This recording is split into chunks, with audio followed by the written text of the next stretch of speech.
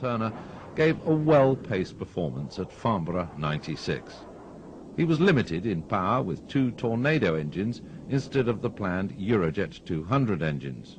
But Farnborough was about to witness one of the greatest air displays in its 50-year history, from a Sukhoi, the new SU-37.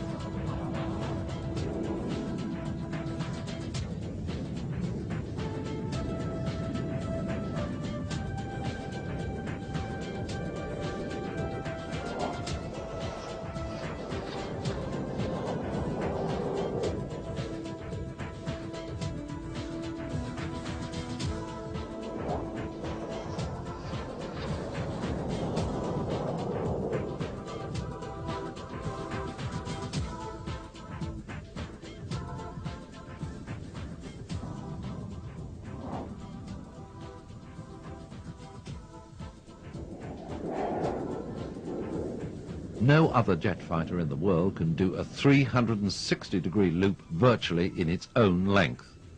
The Su-37 can, but how's it done? Well, it's partly down to the vectored thrust. Instead of having jet thrusts pointing directly backwards, the pilot can move the nozzles up or down to give the aircraft extra maneuverability. Test pilot Yevgeny Frolov thinks that the new fly-by-wire system and the new nozzles make a big difference. Yes, big difference, because absolutely new control, absolutely new fly-by-wire. Of course, nozzle control system is new too. With the new nozzles, Frolov can do a Super Cobra, which he can stop at any time and roll out of. Super Cobra, it's Cobra together with control. In all position I can stop this Cobra. I can make Cobra through 360 degrees. But does the nozzle control have a separate lever? Okay, we have a button on the stick.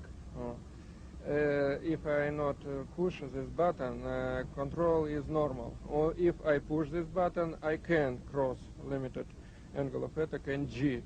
When I make a 360 degrees Cobra, I pushing this button and pull stick.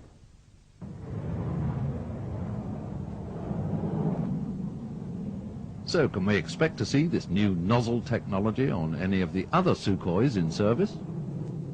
Yes, of course. It's first prototype of plane with nozzle control. Of course, if when we will have good potential of this system, we use on all plane Sukhoi.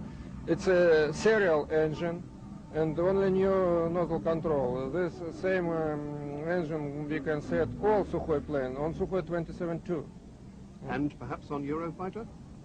Yes, of course, why not? John Turner, test pilot for Eurofighter, doesn't think he needs vectored thrust. Vectored thrust and a large canard that's placed well forward of the main plane, as this aircraft has, are two ways of solving the same problem, and that's getting maneuverability at supersonic speed. If you have a large canard, and you'll notice that none of the other aircraft here have a canard of the same size, nor indeed of the same moment arm, I move sufficiently far forward from the main plane as we do.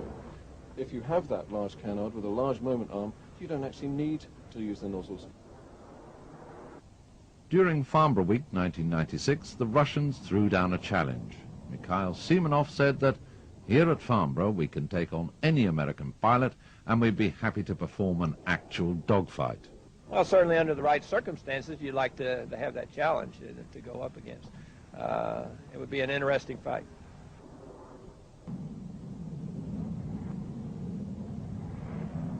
Needless to say, the challenge didn't take place, and John Turner was not too impressed with the Cobra as a combat maneuver. The big problem that I have, and most of the combat pilots that I've spoken to feel the same way, is that they're wonderful effects for an air show, but they don't do much for you in combat. People used to say the same thing about the Harrier, though, didn't they? Wonderful airshow aeroplane, they said, but not much good when you get it out in the real world. That's true as well. And if you look at the Harrier VIF maneuver, which was, when it was first introduced, thought to be absolutely wonderful. That was the vectoring in forward flight. That's right, yeah. Where he uses his nozzles just to slow his aircraft down and make it go stationary effectively in the air. Well, I've flown in a Phantom against someone doing that. That was horrifying the first time you saw it.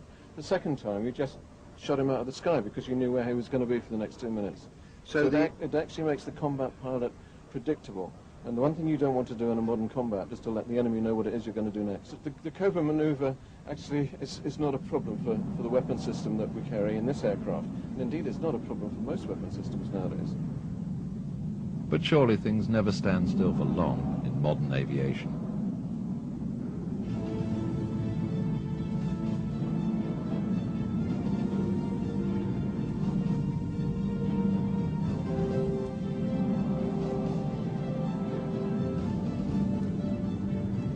Time for a last look at the breathtaking performance of the SU-37.